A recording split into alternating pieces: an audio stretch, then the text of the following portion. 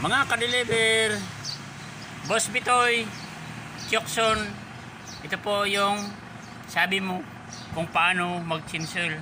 Madali lang naman po yan, mga ka-deliver. Ang karamihan lang naman po nitong tools, 17mm or 14mm. Ito po, 17mm po siya. Yan po. Dito nyo lang po bubuksan, Boss Bitoy, sa ilalim. Yan o. Wala naman pong ibang nut po dyan. Dyan nyo lang po bubuksan para ma-drain ang iyong oil. Para kung gusto mong malinisan ang iyong makina, lagyan mo ng konting gasolina. Siguro mga kalahating baso. At dito mo po ilalagay ang oil. Dito po. Diyan po ang lagay ng oil. Dito sa may kick starter.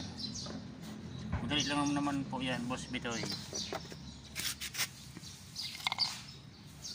At madali naman yan kung kulang yung oil.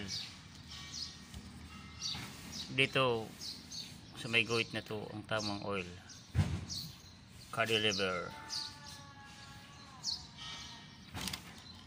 Kahit anong oil ang gamitin mo, kung ganito or sa shell, napakadali lang naman po, boss, mag-change oil. Basta i-drain mo lahat. Ka-deliver vlog, paki-subscribe na lang po at paki-like and share Ka-deliver vlog.